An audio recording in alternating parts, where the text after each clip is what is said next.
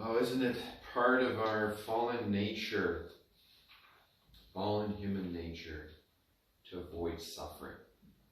You know, just don't think about it. You know, I know many people that don't go to the doctor because they're afraid what the doctor's going to say. You know, whatever, they got a pain in their side. It's going to go away. It gets worse and worse and begins to turn color. It's going to go away. You know, the fact of denying things does not make them disappear. So that's what, in a sense, these disciples, these apostles were enduring. Denial. I don't want to hear anything. I don't want to see anything. I don't want to speak anything. You know, those three monkeys, that picture of them holding their hands over their mouth, their eyes, and their ears. You know, I don't want to have anything to do with this. Everything's great right now. We're healing people. We're feeding people. We're feeling great. But when Jesus starts talking about he's going to be handed over and we're going to go suffer,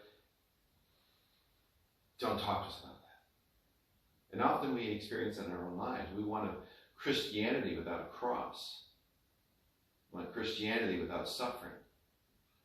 But Jesus, you know, like Jesus healed. You say, well, Jesus came to heal. Jesus came to take away suffering. No, he didn't. The healing, the miracles, point to a new kingdom. This new kingdom where there won't be suffering, where there won't be sadness. Because Jesus is the kingdom. We have life in Jesus. Now, that kingdom is at the end of the world. But now, we are in the church suffering, militant church, where we are, you know, building the kingdom here, but to the end of time. So it's the beginning. But right now, we are participating in suffering. And we have to understand that suffering is salvific. That Jesus has given us the power through us. He's working in us to transform suffering into something that is meaningless, into something that is awesome, powerful. It's transformational. In the end, suffering is dying to ourself, dying to our desires, dying to our self-centeredness in order to love. Love implies suffering. It's just, you know, can you go do this for me? I don't want to do it right now. But, okay, I'll do it. So I'm dying to my desire to be in my couch, my beanbag, in order to serve. There's a great quote here that is from Scott Hahn. It's a book called The Fourth Cup, Unveiling the Mystery of the Last Supper and the Cross.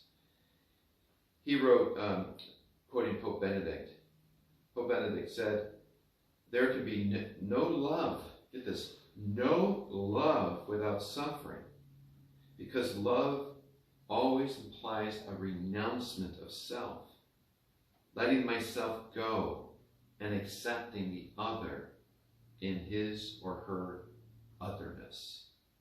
It implies a gift of myself, and therefore emerging from myself. And then he goes on, Scott Hahn, this is what God has been training us to do from the foundation of the world. It's just that we cannot do it if we are tangled up in sin. Before we can let ourselves go, we need to have our lives in hand. Before we can give ourselves away, we need to have some possession of ourselves. We need at least some degree of self-mastery.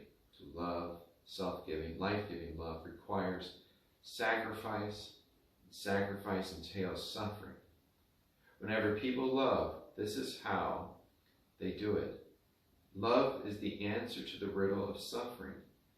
Suffering is the answer to the riddle of love.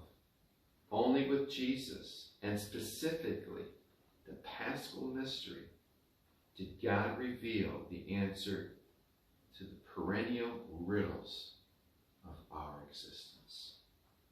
In the name of the Father, and the Son, and the Holy Spirit.